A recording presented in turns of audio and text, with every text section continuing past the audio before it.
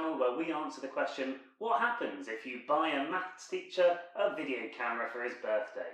Today we're going to be doing nice, normal integration to work out the area enclosed by a parabola and a chord. Oh, a question. Oh, yeah. Can we do this without integration? Huh? You don't want to use nice, normal integration? Another way of doing it? Well, I suppose we could use a method of exhaustion. So instead, today, we're going to look at Eudoxus of Cnidus, a mathematician from around 300 BCE, who suggested that if you can calculate the area of something more than halfway, and then of the bit that remains, calculate the area of that more than halfway, and repeat this ad infinitum, then you can come up with a way of calculating the total area of something. Thus, the area is exhausted. So today, we're going to take that method of exhaustion and run it through the lens of Archimedes, who addressed the problem of a parabola and a chord to calculate the area inside. Okay, let's define our terms then. We're going to call this parabola p of x, and we're going to define this using a quadratic equation, and that is alpha x squared plus beta x plus gamma. I should point out, that's not the only way that we can define a parabola, and indeed, in Archimedes' time, it wouldn't have been done using this type of algebra. Instead, it would have been all about foci and directrices. But we're going to make life easy for ourselves and align this in the x, y axes and use this equation here. So there's my parabola, and I'm going to calculate the area enclosed between the points A and B, and I'm going to define my points underneath. I'm going to say that A has an x-coordinate of A, and therefore the y-coordinate will be P of A, and I'm going to say that B has an x-coordinate of B and y-coordinate of P of B. Here's how the method works. Inside this parabola, we're going to construct a triangle, and the triangle will start with a midpoint of the chord AB, and I'm going to call that C, and it will go vertically above C to find a point that exists on the parabola, and I'm going to call that C bar. That vertical line, which I should point out is not a right angle to the base, that vertical line, we are going to call that one H, and this will form a triangle inside the parabola. And it should be fairly obvious from this that that triangle is indeed more than half of the area, so Eudoxus of Cnidus' method is going to work for us. Alright, let's see if we can define where the point C and C hat exists. So C is the midpoint of the chord A to B, and therefore both the x and the y directions will be halfway as well. So we can define C by saying A plus B over 2, and the y part will be P of A plus P of B also over 2. This is just the average of the x and the y coordinates. C hat, on the other hand, C bar, is going to be a little bit different. So the x coordinate will obviously be the same because it's vertically above, so that will be A plus B over 2. But the y coordinate is going to be the parabola evaluated at this x coordinate, making it P of A plus B over 2. Okay, so we have calculated all of our points. I think in order to work out the area then of this triangle, we need to go to the area formula. I'm going to call this T1, because this is actually going to be our first triangle. We are going to construct a series of triangles. Our first triangle, T1, it's going to have the formula for a triangle, which we all know is base times height divided by 2 is equal to area. We're going to use that same formula here, which means we need to calculate the height and also the width. Well, the width is going to be quite easy. So width times height divided by 2. The width is just going to be b subtract a, because that is the horizontal distance between these two. I'm going to draw a right angled triangle there, where this length is then b take away a. That is my width. The height, a little bit more challenging to calculate. So the height is actually going to be the difference between C and C bar in this y coordinate. So I could multiply this by the parabola evaluated at a plus b over 2, subtract the parabola at a plus the parabola at b, also over 2. And you'll notice that these formations look quite similar, although they are not identical. And of course I'll multiply it by a half as well to take that divided by 2 over to the side. Okay, let's see if we can focus then on this part here, the difference between C and C bar. I'm going to leave that, come back to it in a moment, and I'm going to focus down here and say that height is equal to, what did we say it was? C bar take away C. So it's that version of the calculation. I'm going to jump straight in and use the parabola in terms of alpha, beta, and gamma. So first, we'll need alpha multiplied by a plus b over 2 squared plus beta multiplied by a plus b over 2 plus gamma. That is my C bar. And I need to subtract from that the height of C, which is this term here. And I'm going to write this underneath so that my alpha, beta and gamma line up. This is a comparing coefficients method, and it makes the arithmetic a little bit more convenient for me. So subtracting then the value at C, we are going to have alpha multiplied by a squared plus b squared. And of course all of this will be divided by 2, so I'm going to divide by 2 here. That is my alpha term. The beta term is going to be alpha plus beta, and of course it's divided by 2. And the gamma term doesn't actually relate to alpha, doesn't relate to a and b, so it's going to be just gamma on its own. And I want to be subtracting one of these heights from the other. So let's go through term by term and see what happens. Well, the gammas, they're the same in both equations, so they cancel out. In fact, the beta terms as well, you'll notice that a plus b over 2 is the same as a plus b over 2, so they also cancel out, which means we're only really left with this alpha term. And here, I'm going to be a little bit mischievous and take out some factors early on. So I'm going to take out a factor of alpha over 4. And the reason I do that is because this fraction over 2, when squared, will be over 4. So the common factor is going to be over 4.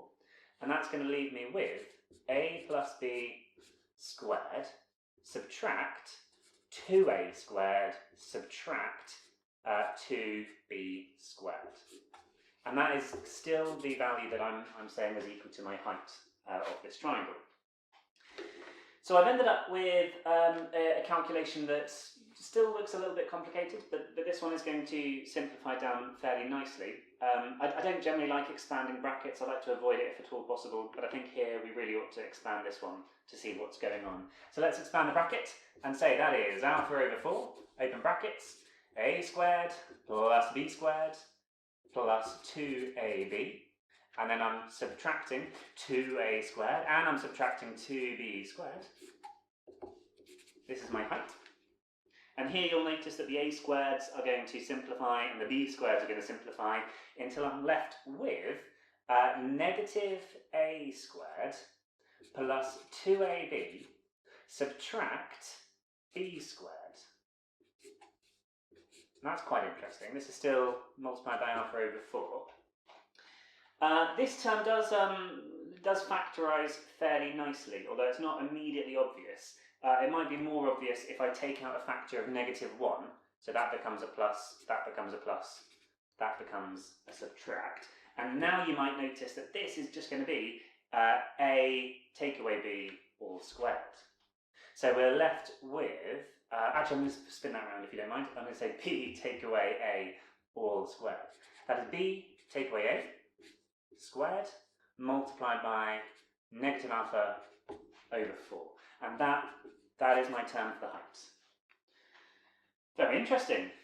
Let's take that back over to the area of my triangle 1 and see how that changes the formula. So I can now say that my area is 1/2 times b take away a times negative alpha over 4 b take away a squared.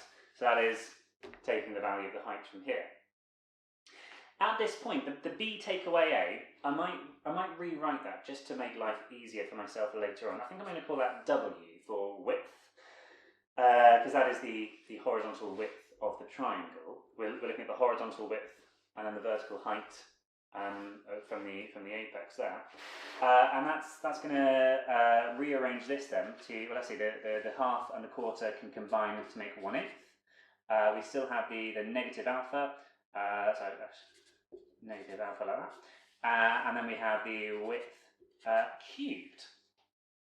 And this is very interesting, because now we've shown that the area of this triangle under a parabola enclosed by a chord and an apex above the midpoint of the chord is directly proportional to the cube of the width. That means that if I was to keep that width constant, but slide the points to anywhere else on the parabola, and you can try this on GeoGebra if you don't believe me, if I can slide that triangle to anywhere on the parabola, the area of this particular triangle stays the same, because it is only dependent on the width between A and B. Fantastic, so we've got the area of the triangle. It is base times height divided by 2. Oh, another question. But that's not the area formula for a triangle. It's base times height divided by 2, or... Well, yes, you're right. So the problem is that it's not quite a perpendicular height, is it? Because I've got actually that's not the base either. That's almost like a projection of the base onto the horizontal line, and the height is perpendicular to that horizontal line, but it's definitely not perpendicular to the what we traditionally call the base of the triangle. So you might be tempted to not believe me that this was in fact the area of the triangle, but as it turns out, it is. And it's one of my favourite versions of the area formula for a triangle. I'm sure we all have our favourite version. To explain why this is still valid, perhaps I could draw a line in red, and I'm going to choose that line so that it definitely is a right angle. And I'm going to call this one, let's see, I haven't used h bar yet. I'll call that h bar, and I'll call the length of the chord here, I'm going to call that b. So this is the more traditional base times height formula, as opposed to the width times the vertical height from the apex. And I'd like to demonstrate that these are in fact the same thing. So let's chuck some angles on. If we call this one angle theta, then we can show using similar triangles that this angle here is also theta. That's quite important. And then we can actually calculate the value of that base and the value of that now perpendicular height using theta and w and of course h. Let's start with the value of the base, shall we? So the base is the hypotenuse of this triangle here. We're looking at the adjacent line and the hypotenuse line. So that means we want to make use of cos theta is equal to adjacent divided by hypotenuse, which means in order to calculate the hypotenuse, we need to do adjacent divided by the cos of the angle. So that is w divided by cos theta. And then in order to calculate the height, we are looking at, sorry, the h bar, perpendicular height, we're looking for the adjacent line, and we've been given the hypotenuse line as well of this right angle triangle. So again, we're using cos theta, which is helpful. And to calculate the adjacent line, it's going to be the cos multiplied by the original height. So h bar becomes h cos theta, which means if we want to calculate the area of this triangle in the more traditional way, we would be saying base multiplied by the perpendicular height h bar divided by 2. But that's going to give you w over cos theta multiplied by h cos theta divided by 2. And wouldn't you know, the cos and the cos cancel out. We're left with wh divided by 2. Fantastic. So we have now demonstrated that that triangle does in fact have an area that is directly proportional to the width cubed. Oh, another question. So if that's the area, then why is the coefficient negative? Yeah, so it's an area formula, and we've got this negative alpha going on, and you might be tempted to think that the area of this triangle could be negative without negative alpha. But I'd invite you just to have a quick look at how I've drawn my parabola. I've gone for a negative parabola curving down, which means that alpha term in the equation would have to be negative, and for that reason the area does remain positive. Good question, thank you very much. So, now that we've got one triangle, it's time to start using the genius of Archimedes to calculate another one. I'm going to take the two gaps that this triangle formed, and I'm going to find the midpoint of that chord there, and draw another triangle in, this time in blue. And in fact, I'll do this on both sides, the midpoint of the chord, and colour this one in blue. And I now want to work out the area of these two triangles, and I really want both of them. I'm going to consider this one step of my iteration. I want the area of both those two triangles. Well, luckily for us, we know already that we can calculate the area of a triangle enclosed in a parabola as an expression that is solely reliant on the width of that triangle.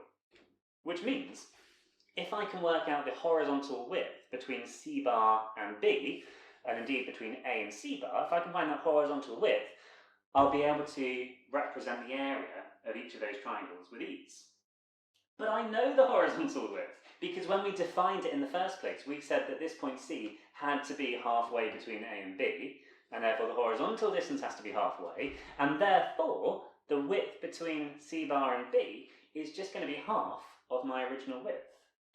So that allows me to take a massive shortcut by saying that T2, although I think I might call this T's 2 because there's two triangles, T's 2 is going to be, the area of that is going to be equal to this expression here, negative alpha over 8, multiplied by something cubed, but what's the width of the new triangle? It's the old width divided by 2, so that is W over 2 cubed, and therefore, oh, and of course we need two of them, so we need to multiply that by 2 as well, and therefore we can rearrange this calculation to make it negative alpha over 8 times by W cubed, and now I'm going to bring together this divide by 2 cubed with that and 2, and say that is multiplied by 4.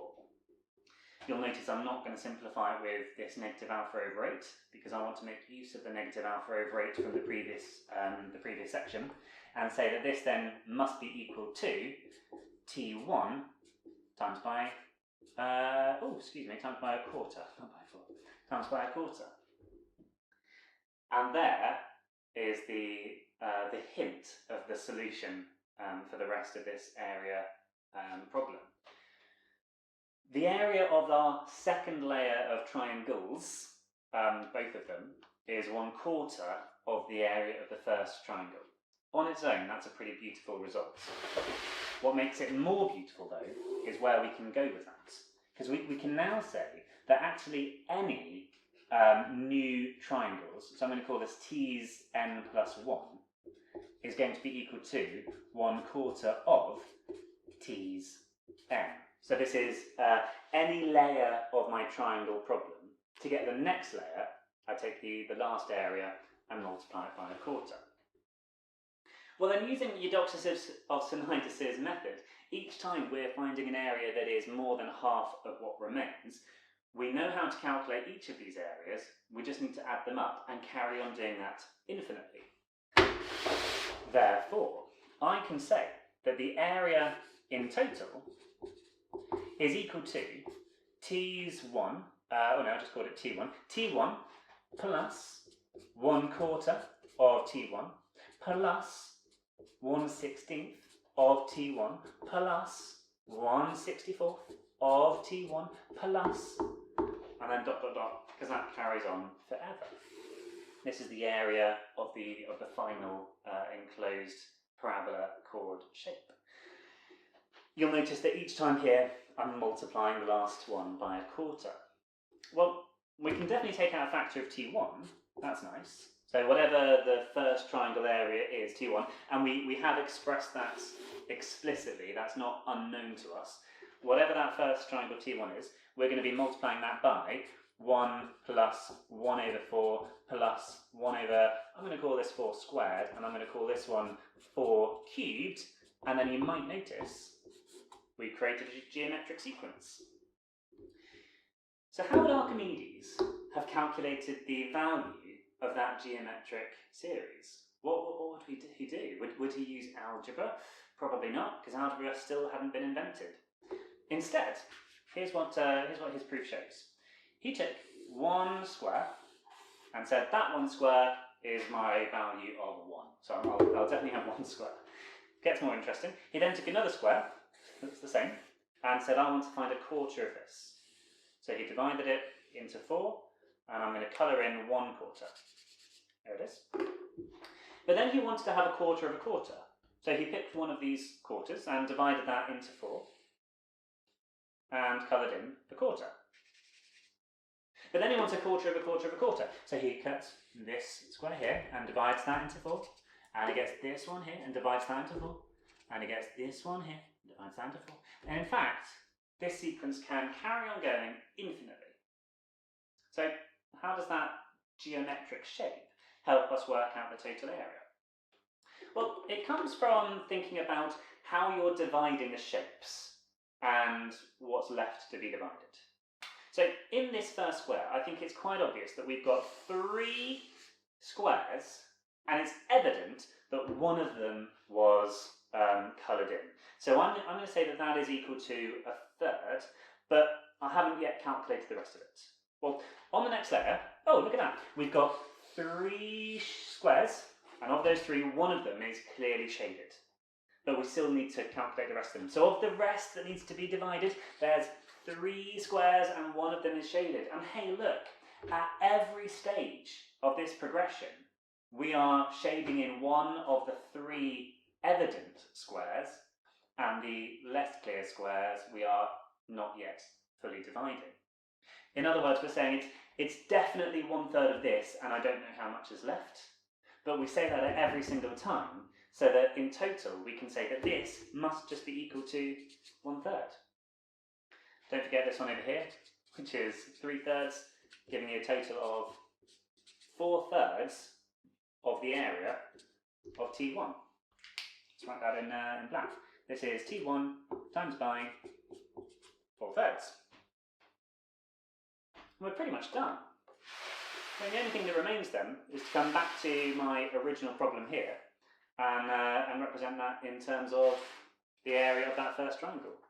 So I can now say that for any given parabola enclosed by a chord that starts at A and ends at B, the total area inside is going to be 4/3 of negative alpha over 8 times by B, take away A, cubed. And you can almost see, if you squint just a little bit, you can almost see the makings of integral calculus in that one. By the time we've got a horizontal x term to the power of 3, we've divided by 3, there's all the makings of it there. But this type of calculus came about 2,000 years before Newton, before Leibniz, before Lagrange, before all of the people that made integral calculus, differential calculus. Calculus still existed in the sense that we were still finding the infinitesimally small areas of things and using them to calculate a total area. But I think this is just so much more beautiful. If you'd like to see me investigate more bits of ancient mathematics and express things in a wholly unapplied way, then don't forget to like the channel, subscribe for future videos, and give me a shout if you want me to do anything in particular. See you next time. Bye bye.